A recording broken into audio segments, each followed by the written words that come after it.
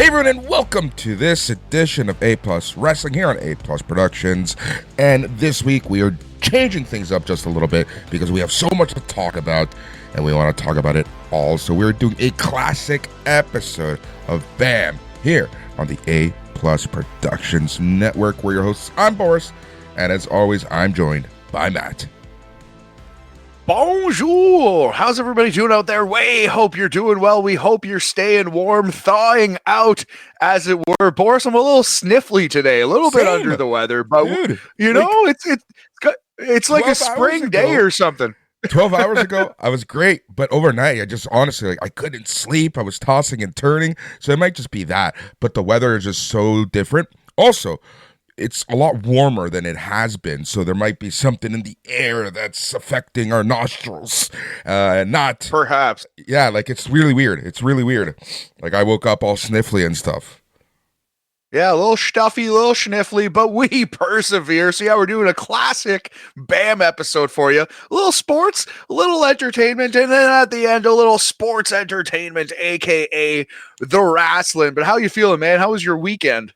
Very good, man. Very busy. As you know, we saw each other quickly on Friday.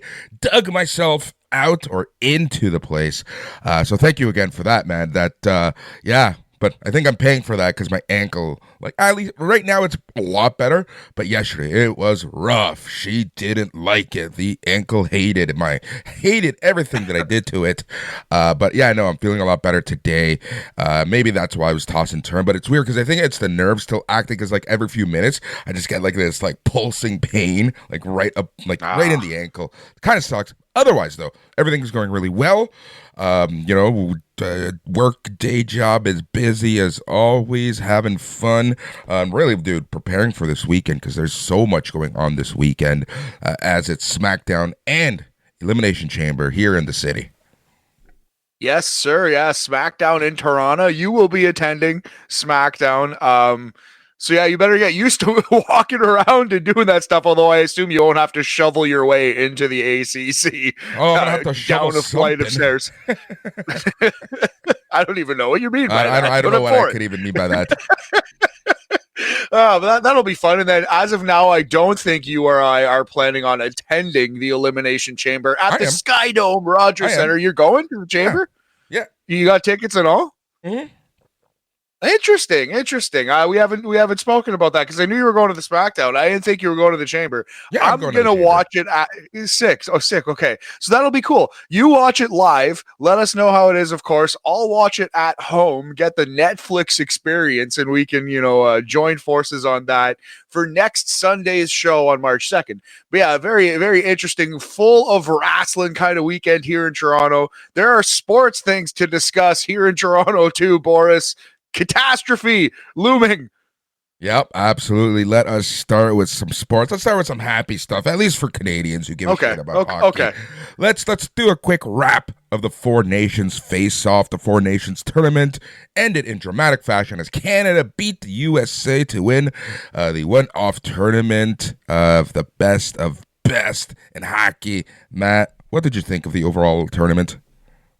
Oh, it was a resounding success, a grand slam, a 500-foot home run. It was better than the NHL could have possibly hoped for or wanted. Like it had mainstream American interest. People in the NBA panel, Charles Barkley and Shaq were talking about it. Donald Trump was tweeting about it, which I mean, we don't need to get into that whole thing, but like it is notable. He is the president of the United States, and he was friggin' talking about it. So Justin Trudeau put out a tweet about it. I'm not even an anti-Trudeau guy, really. I don't think he's doing a great job, but I'm not like one of those fuck Trudeau stickers beside my truck nuts kind of guy.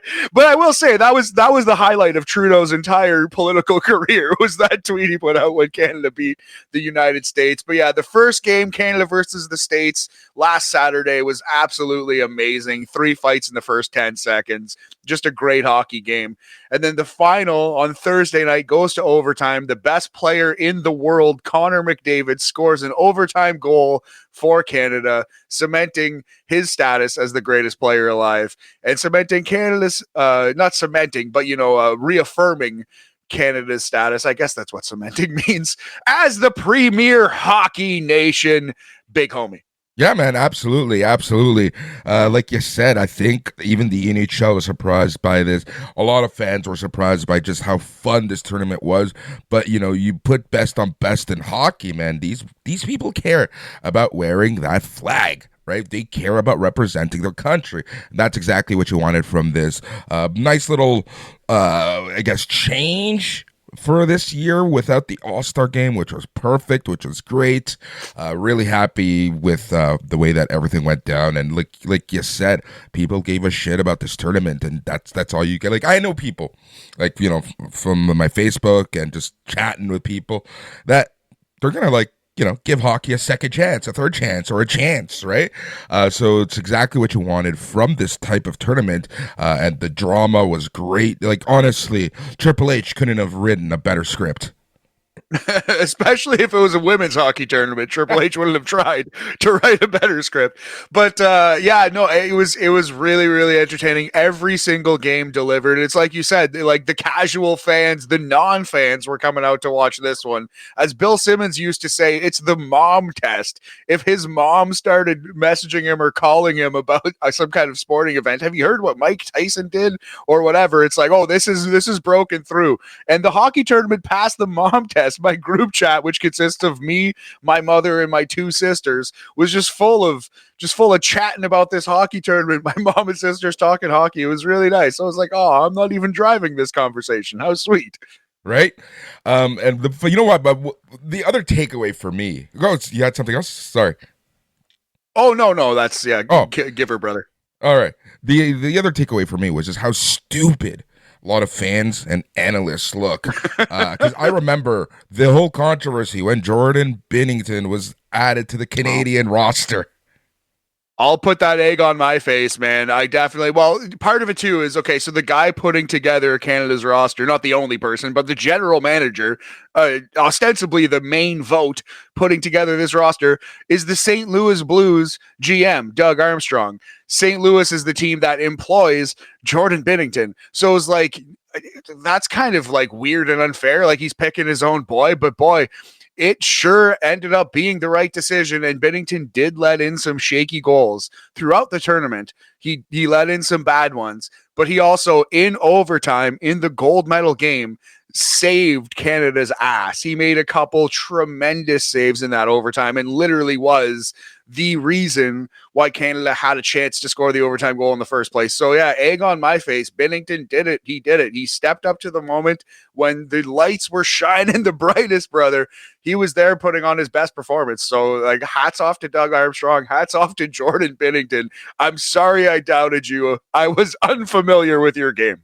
Yeah, no, it's crazy, man. Honestly, the other thing was like just seeing McDavid and Marner play, dare I say, selfishly, was just a sigh of relief. Like, these are guys who play so unselfishly during the NHL season and into the playoffs, and at the end of the day, it hurts them. But seeing McDavid, of all people, take that shot and just be selfish with it, it was really great to see. Yes, we saw McDavid and Mitch Marner score overtime goals in this tournament. It's a 4-game tournament, and the two of them scored overtime goals. Like you said, yeah, they're point guards out there. They're pass first players, and it was very nice to see a little selfishness out of McDavid and, of course, Mitch Marner. Yeah, when Mitch Marner's out there scoring big goals for you, you know it's an important game. Exactly. That's exactly it. But man, so yeah, best on best. Unfortunately, it looks like we won't be seeing this tournament again, as the World Cup of Hockey is back, as the Olympics is coming to be, as they're going to participate in the Olympics again. So we will see what happens with the best on best type of tournaments. But it really, I do feel that the All-Star game needs to be changed in some shape, way, or form. Like, it's just not interesting anymore.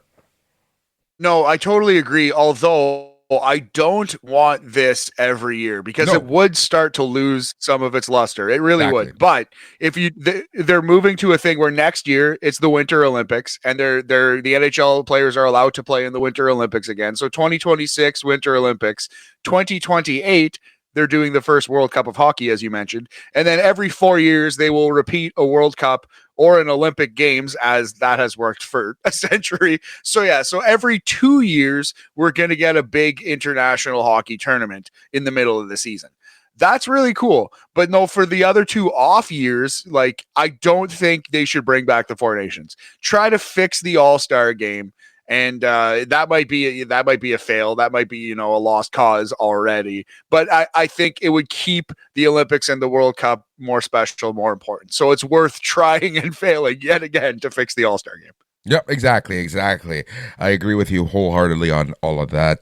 But yeah, no, All-Star game, just outside of the MLB, the All-Star game just does not click with anyone, right? It's just players don't care, especially if it's mid-season. A sport just as intense as hockey, the last thing you really want to do is get injured, which was a big talking point around the Four Nations. But clearly, the players didn't give a shit, and they wanted to play for the flags. Yes, and to the point of the managers and the coaches who don't want that, a lot of players got injured. Both Tkachuk brothers missed their next game. There's like a lot of guys. Crosby is not playing at 100%. A lot of guys in that tournament. Shea Theodore from the Vegas Golden Knights frigged his hand up real bad. Like, a lot of guys got hurt because of the intensity. It was playoff hockey out there. It was guys risking the body and giving their all. So inherently in a sport like football, like hockey, which is so high contact, which is so physical and so based on intensity and emotion, they're not going to play hard in the exhibition. It just makes sense, kind of. I almost feel like with hockey, they should go like pads off shinny. You know what I mean? Like literally play the All-Star game on a pond. That might be the way to do it. Yeah. You see, that should be your Winter Classic where it's played outdoors or something, right? Like they need a gimmick. They really do need a gimmick to help that All-Star game, I think. But we'll see what the NHL fails on next year. Yeah, man, overall, I was very happy. Like you said, it was playoff hockey, and that's all you can ask for. Tons of fun, united a nation, and it was a fun time during a couple snowstorms that we had here in the city. Yeah, absolutely. Yes. The last gasp of winter was saved by Connor McDavid. Put Connor McDavid on the front lines when Trump invades in 3 months. There you go. So that's some Four Nations. Matt alluded to this earlier. Some possible catastrophe happening here in Toronto as the Toronto Blue Jays and Vladimir Guerrero could not come up to terms with a new contract. Vladimir Guerrero is going to test the waters. But Matt, here's my take on this right away. Trade him ASAP. It's going to be a distraction. It's going to be bad. His worth is at the most right now, and he's going to have an incredible season because he is showing off to 30 teams. I think you might be right on that, and it's so depressing and sad to say. He's not gone yet. No. And he still does want to stay in Toronto, so he says. So he says he wants to play in Toronto. He wants to finish his career here. It's just that he set a self-imposed deadline for the start of spring training when he was going to continue to negotiate. And if the Jays had not signed him, he's not negotiating anymore. He says he's going to the open market. And someone, Boston, perhaps New York, probably not the Dodgers because they've handed out so many huge contracts, but even the Dodgers might be a candidate to pay Vladito over $500 million. We don't know the exact number that he was asking for. Boy, I'd like to know it, because if it's it could be 500 million, it could be ludicrous. It could be really bad. Offered, right? Like, that's the thing. That's the only inch of for like understanding Shatkins right now is we don't know what number they were given, but the fact that they're saying this was the biggest contract in history, yada yada yada, it really makes me a little nervous in terms of what Vladimir Guerrero and his team thinks he's worth. I agree. I wonder though if it was ludicrous, if it was over 600 or over $700 million for the entirety of the contract. I feel like Rogers would leak it. I feel like somewhere along the line someone would put it out there so we know, like, no, he asked for Shohei Ohtani money, he asked for Juan Soto money, and we are willing to go 95% of the way there. But I feel like they are not lowballing, because if you're going to give a person $500 million, that's not a lowball. But if another team is willing to go to 6 or 7, then you're not paying full market value. And that's what I'm worried is happening. Although we don't know, this is all speculation. I just hope that, if they let Bo Bichette and Vladimir Guerrero, the two supposed cornerstones of the next 20 years of this franchise, if they both let them walk for nothing, that is devastating. That is devastating to the team, and it will set them back 15, 20 years. So I do hope, man, it fucking shatters me. It breaks my heart. I don't want to see Vladdy go, but I think you're right. I think they have to trade him right now, and Bo. Here's the thing. They have to make a very conscious decision right now, because we've said it many times that either Bo or Vladdy are coming back, not both of them. So the Jays have a lot of thinking to do. Do they want to gamble and negotiate with Bo and trade Vladdy, or do they hope that one of them are going to re-sign in the offseason, right? Like, this is the decision that the Jays have to make at this point. They have to see what they want to do. But like I said, the what we can get from Vladimir Guerrero every day from now until the trade deadline, he loses value a little bit. A little tiny bit, yeah. And Vlad's value is at an all-time high right now. The thing with Vlad and Bo, the difference between them is Vlad's value is very high, and you could argue that Vlad hasn't even reached his prime yet. Like, he's only 25. He's very young. Bo's a couple years older, and he had a really bad year last year by his standards. So you could argue that Bo, we've already seen the best of. Bo is not a fan of the Toronto coaching and management, it seems, at this moment. Seems like they're at odds. So yeah, Bo Bichette's value is actually at an all-time low compared to where it was a couple years ago anyway. Like, he's not going to get on the trade market the return that he would have a couple years ago. So it's tough. It's tough to say. But yeah, I guess what you have to do if you're Toronto is try to win as many games, try to make the playoffs, and try to entice Vladimir Guerrero Jr. to stay. Now, if you can get a trade during the season that would allow you to stay competitive with Bo Bichette, then maybe you trade Bo like in April or May. You know what I mean? Yeah, I think you have to show a little bit of your worth as the season begins, and that might get Bo's interest up and the return up for Bo. But with Vladimir Guerrero, I think it's now or never. But with Bo, I think just because he's been so injured and kind of a bitch, he has to prove himself a little bit. He has been a little bitch. I like Bo. I know what you're saying. He seems he seems to be a little bit moody from time to time. He's a young dude, but for me, it comes down to this. Like, I do think there's a universe. I think there's a world where the Jays are semi-competitive. They offer Vlad the fucking world, and he stays. I do think there's a world where Vlad stays. I don't think there's a scenario where Bo Bichette stays at all. I really don't. Even if they win 100 games and win the AL and make the World Series, I really don't see Bo Bichette sticking around under any circumstance. Yeah. There is a universe where the Blue Jays are winners, and that's the universe where we'd never hire John Schneider as our manager.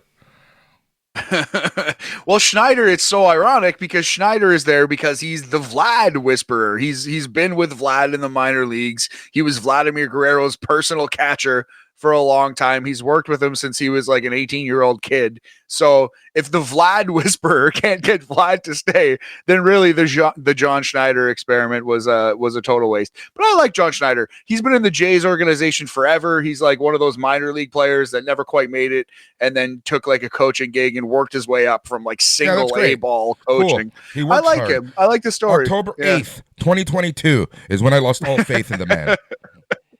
Fair enough. That was the biggest collapse in MLB playoff history when the Jays up, what was it, 8 runs, 9 runs? They were up against Seattle. They blew the game. Seattle ends up winning. And that pretty much ended the Jays as we know it, sadly. It really did, man. Like, all joking aside, like, that still burns in my left and right testicle. Like, that game just still kills me. Like, it kills me on so many levels. I remember you were doing a pay-per-view show with Mike McGuire, our boy, and a drunk Boris on the Oh, YouTube doing smashed. smashed Boris, reciting results to a show that you watched in an Uber on the way to the podcast. I love it. I love it. No, actually, it was me and you. It wasn't McGuire. It was me and you. McGuire could because he was traveling to Toronto at the time. So it was me and you. Interesting.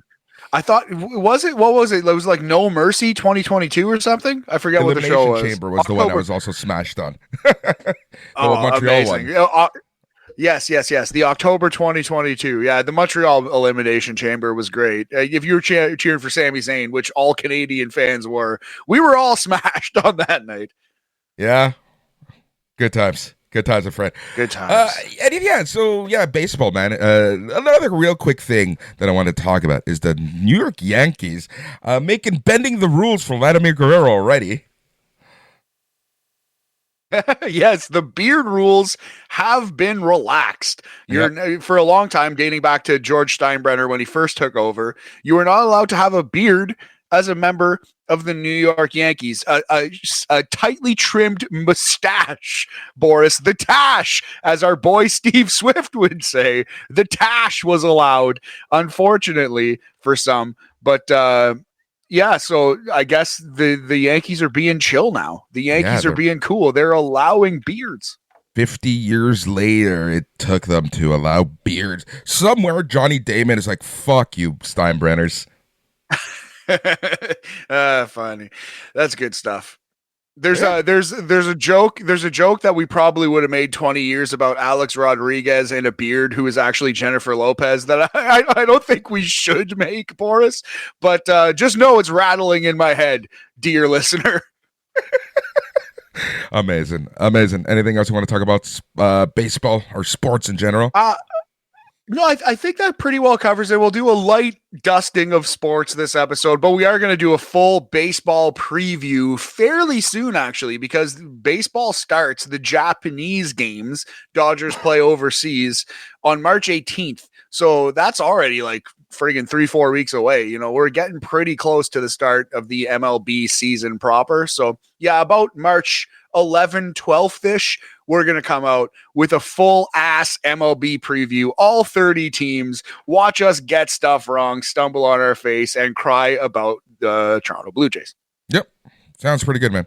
Sounds pretty good. All right. It is time to talk. Let's talk some entertainment, something that we wanted to talk about a couple weeks ago. It might be a little dated, but I just wanted to get your thoughts and kind of reminisce a little bit. And that's SNL 50. SNL 50 last weekend, a whole weekend of celebration, including an interesting concert with Post Malone and Nirvana doing what they do, getting ready for a possible tour. And then that was the Saturday concert or the Friday concert, and then on Sunday we had the SNL 50 show, which was awesome on so many levels. What did you think of all that? Yeah, I have not seen the concert, but a couple people have told me to check it out. One of these days, I'm just going. But it was like 3 hours too. The concert itself, right? So yeah, there you go. So that's the kind of thing to throw on the TV and walk away and come back to and kind of have on in the background. But I will definitely check out the SNL concert. Now, the show itself also long and bloated. 3.5 hours was the Sunday special, but it was really good. It was exactly what we all thought it would be. Like, some of the sketches a little under rehearsed. It was the worst thing I've ever seen Meryl Streep do, but it was also hilarious and cool that Meryl Streep was there doing an SNL sketch. That was her SNL debut, actually. But most of the big stars were there. No Bill Hader, which was sad because he's one of my favorites. No Dana Carvey, he was one of my favorites. A couple of the big stars sat it out, but pretty much everyone was there. The biggest takeaways for me comedically were that Eddie Murphy is still the funniest SNL cast member of all time, and currently he is better than anyone on the cast currently. And there's some good people on the cast right now, but Eddie Murphy blew everyone out of the water. They really do. They really do. I like Bowen Yang. I like Sarah Sherman. I like a lot of the people on the cast right now. But Eddie Murphy blew the fucking doors off everyone. It was cool seeing Eddie and Will Ferrell in the same sketch, but watching Eddie run circles around Will Ferrell in that sketch, it was like, holy fuck. Like Ferrell can't even remember his lines and he's stumbling and he's not really funny at all. And Eddie Murphy had me rolling on the ground. His Tracy Morgan impression next to Tracy Morgan was just gold. Just absolutely great stuff. I don't know how Tracy Morgan didn't explode in laughter. That's what I mean. So like watching that show, the thing that stood out to me the most, honestly, was like, not only does Eddie Murphy still have it, he's still like 95 overall in the video game. You know, he's still like one of the best comedians on earth. He's fucking hilarious. Yeah. Bill Murray was also funny. Like his style of comedy might not be for everyone, but man, it just hits home sometimes. Yeah, Bill Murray too. He's obviously he's 80 years old now, Bill Murray, or 81 or something. Like he's very up there, but he's still a funny man. And that Weekend Update top 10 Weekend Update anchors, and then top 1 African American Weekend Update anchors. Michael Che brings that one home. But yeah, that was a hilarious bit. I just really liked it. You know what was actually like shockingly poignant and actually like an amazing musical performance was Miley Cyrus covering Nothing Compares to You. Shout out to Sinead O'Connor, who was unfairly banned from SNL essentially for ripping a picture of the Pope on stage. She got canceled after that, essentially, here in North America. Yeah. Basically, right? Yes, yeah. Like people were pissed in the hyper Christian time of I guess the early 90s like that. Like, yeah, it was a big deal. And I honestly, I think history has proven that Sinead won that battle. But yeah, God rest her soul. Miley Cyrus, I was like, wow. Like, obviously Miley Cyrus is a very talented vocalist, but it is very rare that you see her do something that's like super poignant. But I was kind of moved low key by that performance. It was like, it was very nice for Sinead, and Miley fucking killed it. Yeah, absolutely. So yeah, SNL 50. Dude, honestly, try to watch the concert. I skipped some parts, but I watched some good stuff there. But yeah, it was long, but it was good. It was fun, just like SNL 50, the show. It was long, but it was good, and it was fun. And really, that's all you need in these dark times. Just a little light, just some little entertainment, just something to get your mind off of bullshit. And my friend, this is why I love professional wrestling. Same, brother. Absolutely same. Yeah, sometimes it's an AEW pay-per-view and not a tight 90-minute program, but the situation called for it. If you're ever going to go long, do it at SNL 50. Exactly. All right. Speaking of which, let us talk about some pro wrestling. We do have the Elimination Chamber happening in Toronto. We're going to preview that in a couple minutes, but let's talk about some AEW. We've been following AEW since day zero, and it seems like slowly they are coming back. Not every show has been a hit. For example, this past Saturday's Collision was a bit of a miss from me, but for the most part, the Dynamites, which is kind of like the important part, in my opinion, they've been fairly good for the most part.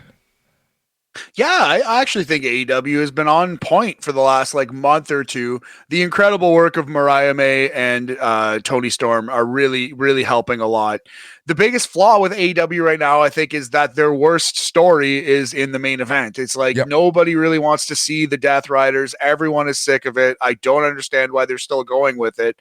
Okay, let me run this scenario by you and see if you agree. So I think the Australian show, Grand Slam Down Under, I think, shout out to our Australian listeners out there. I think that was a perfect place for Edge, Adam Copeland, to finally get a big W over the Death Riders. And yet again, the Death Riders win, choke the guy out, middle of the ring. Death Riders are basically, with Moxley in the fold, basically undefeated since the rebrand of the BCC to Death Riders. So I think everyone was expecting the good guy to win there. Good guy lost.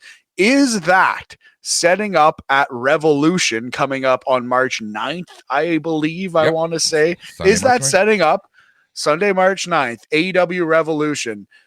Is Adam Copeland actually going to win the title and end this story early? Is that actually going to happen? this is the thing, right? Like the way that wrestling has traditionally worked, he's facing adversity and has faced adversity. His low point was in Australia when he got the L, and now he's coming after every member of the Death Riders to eventually conquer Jon Moxley and get that title back. See, that's how wrestling typically works. But Yes. you just never know, right? Like, and that's the beauty about AEW and WWE right now, is they're doing and trying new things for the sake of telling good stories, which is ironic that I'm including AEW in that. But that's the thing. I'm not 100% convinced that Cope will win on Sunday, next Sunday.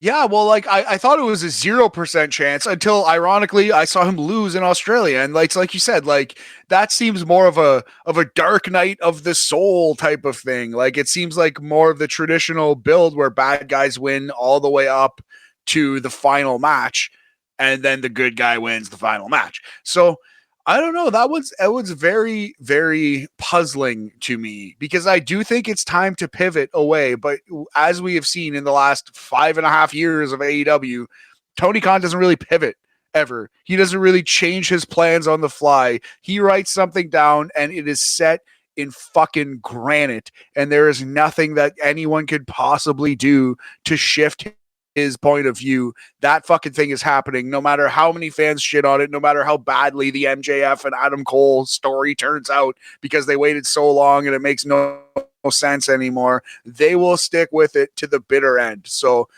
I don't know. I don't know, man. If ever there was a time to pivot, this is the time.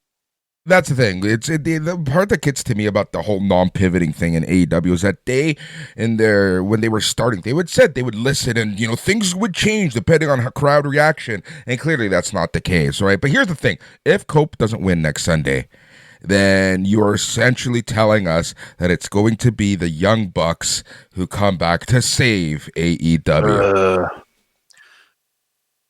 Yeah, we've talked about that one before. I think that's a horrible idea for a number of reasons, but like the whole, a big part anyway of fans' lack of patience with the Death Riders is that 6 months ago, the Young Bucks were doing this exact same thing. The Young Bucks attacked Tony Khan on screen and were doing this exact same like hostile takeover gimmick, and it was just quietly dropped. So anytime you bring this up, this is what I think. The Young Bucks need to be working with the Death Riders for this to make sense at all. This needs to be an unholy alliance. They're the ones bankrolling it. They're the idea men behind this thing. And if they're both evil entities and a Darby Allin, Orange Cassidy, or an Adam Copeland rises up and beats the whole thing, a Kenny Omega, a Will Ospreay, you know what I mean? Well, like one of these guys should be the ones to do it. Well, this is the thing, right? Like, who else, right? Like, they've essentially, I don't want to say demoted Orange Cassidy and Darby Allin. Like, they're not in the main event scene whatsoever anymore. Well, Orange Cassidy, no, he is not. He is wrestling for the Intercontinental title, aka the international title, with Konosuke Takeshita. Darby Allin is climbing Mount Everest. I don't know if he's up on the mountain as we speak, but that's what he's preparing to do. Which is like you can easily say, okay, well, when Darby comes back, he's winning the title, but there's no guarantee that Darby's coming back. You know what I mean? Like, you can't rely on that. He could be badly hurt. He could end his wrestling career up there. He's fucking climbing Mount Everest. Now, something like only like a small percentage of people actually die doing it, but you never know. You know what I mean? Like, it's a crazy physical undertaking. And to just assume that he's going to come back hunky-dory and it'll just be all roses, I think is extremely risky. And I guess we'll see how Tony Khan pivots finally if Darby Allin does fucking die on Mount Everest. I don't think he'll put the belt on Darby then. But maybe he still will, Boris. Knowing Tony, he might still put the belt on Darby Allin. Is. Yeah, right. Aiden Prince, local Canadian indie star. The one story that I don't understand, because it's like they really, really like think that we forgot the fact that MJF was a face for a little bit. Was the whole MJF Hangman story. It's like you guys do know that MJF did win the crowd over for many months. Yeah, but well, that's part of the story too. Like last week, they had a really good promo. I thought it was actually quite good, where MJF kind of says that he's like, these people turned on me, but yet they cheer you after you burnt down a man's house and drank his blood and stuck a syringe through his cheek. And I do like the way that they addressed it. But yeah, it is so strange to me that they turned MJF. There's a world where MJF is the one going against the Death Riders, and I think that would have worked very well. They turned MJF back heel way too early. Yeah. Yeah, well, we'll see what happens at Revolution. We'll talk about some Revolution this Sunday. We'll preview it this Sunday, I should say, after we review WWE Elimination Chamber emanating from Toronto's Skydome this Saturday, 6:30 p.m. start. 4 matches officially announced so far, and I think that's it, because that Rock Cody promo is going to be anywhere from 10 minutes to an hour. Knowing how Rock has been going lately, and I guess when you're kind of above the writers of the show, you can pick your own time and go over. See, but yeah, here's the thing about The Rock. Say what you want. He still brings in ratings. He still brings in casual viewers. Let him. He gets carte blanche from me. To be honest, he gets attention to WWE. He's since the Netflix era, it's been a little spotty. It's been not been as good as it was last year, but last year the heel final boss Rock was an amazing character, super entertaining. I loved everything he did. So yeah, I will still give The Rock the benefit of the doubt. But yeah, let's talk through these 4 matches on Chambre, WWE Chambre. All right, March 1st. Tiffany Stratton and Trish Stratus versus Nia Jax and Candice LeRae. Interesting little match here. Yes, nice to see Candice LeRae getting a huge stadium pay-per-view payoff here. That's I feel like Tiffany Stratton has to win clean. It's good to put her with Trish, babyface, blonde Barbie tag team. I kind of like that girl power situation. So Tiffany has to win clean, and then I would have Charlotte Flair come out and lay waste to Trish. Maybe do the old gimmick where she handcuffs Tiffany to the ropes and makes Tiffany watch her destroy Trish in Toronto. Get some friggin' heel heat for Charlotte Flair. That's how I would book that match. But I do expect Tiffany to win clean, pinning probably Candice, although if she pinned Nia, it would have way more impact. Yeah, agreed with you all on that. But nice little breather, because those Elimination Chamber matches are going to be hot, and so is this next match, unsanctioned Kevin Owens versus Sami Zayn. Very interesting stuff happening here.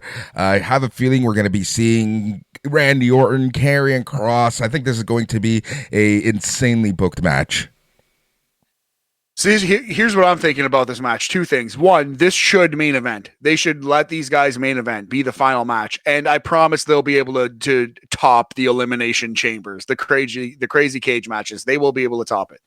2, so we've seen on the indies, specifically their ladder match in Ring of Honor against each other, but also Kevin Steen and El Generico versus the Briscoe brothers, whatever. We've seen them have crazy, insane weapons matches on the indies, matches where they brutalize each other and come up with like the craziest and most inventive spots you've ever seen, with like ladders, tables, all these things. We haven't really seen them have the crazy weapons match in WWE. We haven't seen we haven't seen that like over the top 2010 ROH ladder match. We haven't seen that. Now, they've had amazing matches versus each other in WWE. They've had some really good ones, but not the crazy hardcore match that they have in their bag. And that is what's going to happen on March 1st. They're going to brutalize each other with chairs, with tables. Like I'm thinking chair shots to the head will probably happen. Probably double blood, at least single blood. Kevin Owens is going to bleed in that match. They're going to beat the shit out of each other with weapons, and it's going to be akin to their ladder match in 2010. That's the one thing they haven't done yet, and that's why I think if they don't main event, whoever follows their match are completely screwed, completely fucked. Like they should main event. Yeah, no, and that's the thing, right? Like, I think the reason why we're seeing this match now as opposed to WrestleMania is because they want this to stand out, which means that it's going to be insane. So I do, yeah, it'll be interesting to see what happens in terms of match order, but I do agree that this should main event. You know, two good old Canadian boys and good old Canadian soil in a fucking stadium in Canada. Oh, like this is their That's the dream. thing. This is Maybe their fucking dream. absolutely, where Hulk Hogan fought the Ultimate Warrior, the first pay-per-view since WrestleMania 6. Let the good Canadian lads main event and murder each other at the Sky Dome. I think it has to happen, man. And yeah, I do expect like my expectations for this match are, I will admit, completely out of whack. Completely out of whack. Same. It's like when Mick Foley wrote in his book, like when he fought Sabu for the first time in ECW, like fans actually thought one of them would die, and fans were disappointed, even though they had an awesome hardcore match for the time. Like fans were disappointed, and I'm not expecting someone to die, but I'm worried. It's on the table. They're going to go all in, man. It's going to be a crazy match. But yeah, I think it's going to be, it doesn't even matter who wins. Like, I'm not even going to try to predict the winner because it really doesn't matter who wins. No, I totally agree. I think I could see Sammy winning for sure because like big triumphant moment, but I think Kevin Owens is going to win because if he walks out of Elimination Chamber and is actually on the WrestleMania card, I kind of think he's wrestling Shawn Michaels at WrestleMania and keep him strong, keep that HBK thing going. And yeah, I do expect Kevin Owens to win this match, potentially to set up the match with Shawn Michaels at WrestleMania. All right, let's talk about the women's Elimination Chamber match. Liv Morgan versus Alexa Bliss versus Bianca Belair versus Bayley versus Naomi versus Roxanne Perez. I love it. My heart says Roxanne. I have been all in on Roxanne since day one. I've been saying she's the Connor McDavid. She's the Connor Bedard. She's the Macklin Celebrini. She's the Victor Wembanyama of pro wrestling. The can't miss prospect. She's proved me right so far. She even figured out her promo game. She's become an excellent promo. I want Roxanne to win. I don't think Roxanne's going to win. Roxanne is facing Bayley one-on-one at WrestleMania. That seems set in stone to me. I think Alexa Bliss is going to win this match, and we're going to get spooky Alexa Bliss versus Rhea Ripley. That's what I expect. Yeah, I think that's a very good guess, man. I really do think that Alexa Bliss. Look, we've seen the Liv Morgan match more often than not. Bianca Belair and Naomi, they have their own stuff going on. Bayley and Roxanne Perez, the only person who kind of does make sense out of all of this outside of Roxanne Perez is Alexa Bliss. So I'm going to give it to Alexa Bliss, Rhea Ripley, Alexa Bliss, probably confrontation. And that story really starts after the chamber. You got to have Rhea Ripley showing up just to confront the winner, right? So, yeah, let's see what happens there. You gotta have her make that entrance. Canada loves Rhea Ripley. I personally know many people in this city who stand hard for Rhea Ripley. New fans, female fans, male, female. Go ahead. I know people who aren't fans of wrestling who know and love Rhea Ripley. Of course, yeah, she's breaking through to the mainstream. Yeah, so Rhea's got to show up, and I think it will be Alexa who wins this match. Spooky Bliss versus Rhea Ripley at WrestleMania. And I still don't understand how we're having a second pay-per-view in Canada in just so many months without Chelsea Green on the card. Great call. That is devastating. There's still time. There's still time to tack a Chelsea Green US title match on this show. I think they should. Honestly, part of it is that she's a heel. She's such a good, smarmy heel. And they know that if and when she shows up in Canada, the fans are going to go ape shit and cheer her out of the building. But so what? Fuck, she's earned it. Give it to her. Exactly. And that's a whole conversation that we should have, is the state of the women's division, because I know there's a lot of thoughts going around. We've kind of hinted at some of them, but that's an interesting chat, considering that it was Triple H who kind of revived the division in NXT, and now it's like, what's going on? But we'll have that conversation another day, my friend.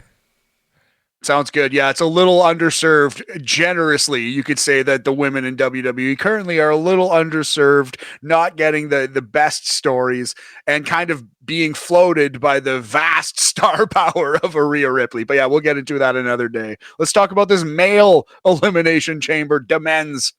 John Cena, CM Punk, Drew McIntyre, Logan Paul, Damian Priest, and Seth Rollins. What a match. Dude, honestly, you can put money on John Cena. You can put money on Punk. I don't know who is actually going to end up winning this match. What are your thoughts? So I heard a really interesting fantasy booking idea where The Rock is trying to turn Cody to the dark side, trying to turn Cody heel. And that seems like it's probably, I don't know, it could happen, and it could be a good way to get Cody to go heel, but that seems like he's not going to be the one, and The Rock is actually going to lose faith in Cody's ability to be bad, to turn to the dark side, and recruit another soldier to his evil empire here. So instead of Cody going heel, apparently, this is what some people are saying, it's a good idea that CM Punk would be the one to turn to be corporate Punk for the first time in WWE, and cozy up to The Rock and cozy up to Triple H and start wearing a suit and be corporate Punk. That would be very interesting. I don't see it, though. I do think, as I said at the Royal Rumble, that after the Royal Rumble match, they very clearly set up CM Punk versus Roman Reigns versus Seth Rollins as a triple threat match to occur at WrestleMania. I feel like that's still the plan, and therefore I don't think Punk is going corporate heel, at least yet, and I do feel like it's going to be Cody versus John Cena at WrestleMania. John Cena is going to win this match. Now, could The Rock turn John Cena heel, and you have heel Rock and heel Cena? Finally, John Cena's heel after all these years. I think that could be fun. That's the thing, right? Because it's his last year, they might just say, fuck it, and let's do it for a few months. I like that. I really like that. And the whole thing with Cena not wanting to turn heel, it was a personal thing. Cena never wanted to turn heel. Vince McMahon never wanted to turn him heel because he did so much charity work. He was so involved going to all the different, media stops, going on all these talk shows, morning shows, reading weather reports, doing all this stuff. You stand to lose a lot of money. But with John Cena 1 foot out the door doing movies and stuff, and he's not really there every week anyway, a heel John Cena makes so much sense right now. It's basically like if he still just doesn't want to do it just because he just never wants to be a heel, fine. But no, I think it might happen, man. I really do think we might see a heel John Cena versus Cody Rhodes at WrestleMania. But that too begs the question, like, how are they going to make fans actually boo John Cena? Like in this That's moment, can they actually do something? Could they do something so violent, so dastardly where fans will actually boo this man? Because I feel like it'll be like a little bit of a Kevin Nash NWO heel thing, yeah, where he's honestly kind of the most interesting act. I don't know. He has the borderline kills someone, right? Like who do the fans really like, right? Like it's hard to really say how they could really do this. I don't even know, yeah, but they could figure something out.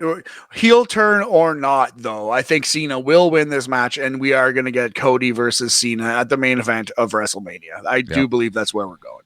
Well, there we go. That is the 4 matches announced for Elimination Chamber happening this Saturday in Toronto at the Skydome.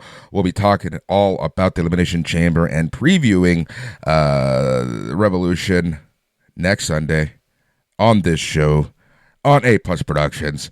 aplusproductions.com is the best place to go, where you can find all of our info for A Plus Wrestling, A Plus Entertainment, and A Plus Sports. Best place to leave your feedback and a great place to just talk about sports, entertainment, and wrestling is on the Facebook group, facebook.com, and search for A Plus Productions. Again, thank you everyone who leaves feedback and takes part in the conversations. I'm sure there's going to be tons of conversations with WWE in town. If you haven't picked up tickets, CVV tickets, Chris Van Vliet is in town on Friday. Special guest Natalia. On Sunday, special guest The Hurt Syndicate. That is live. The Friday show is happening at Comedy Bar Danforth, and the Sunday show is happening at a department right in Douchebag Alley, King Street in Portland. So yeah, that's an interesting venue. I actually went there last Saturday during the snowstorm for Jane's brother's birthday, and it was an instant type of night, and a very interesting venue to have a live podcast there. Chris Van Vliet looks a little bit like a party boy. I'm sure he's no stranger to the club scene. That's funny, but yeah, that'll be a lot of fun. Good times, and enjoy your weekend out at the Rasslin, man. Enjoy the first pay-per-view at the Sky Dome since 1990. By God, it's WrestleMania. WrestleMania was there, like 18. Oh yeah, Rock Hogan, 2002. I forgot about 18. I forgot about 18. My bad. Yeah, true. Yeah, you went to that one too, didn't you? I went to that one. Yeah. I did. Nice. I did. Yeah, so, I forgot it's going about to be a nice, busy weekend full of wrestling. Again, thank you so much to everyone for participating, for listening, for being fans, for listening to us talk to Mike and think that people give a shit what we talk about. Thank you guys so much. And Matt, as always, thanks to you for helping out, for being a pal, for being my podcast partner, and so much more. Anytime, brother, anytime. I'll gladly help you shovel out your basement apartment. That's not a euphemism, I swear to God. But yeah, man, I love chatting with you. And put Chelsea Green on the pay-per-view, you fucking cowards. He's Matt. I'm Boris. Till next time, stay tranquilo.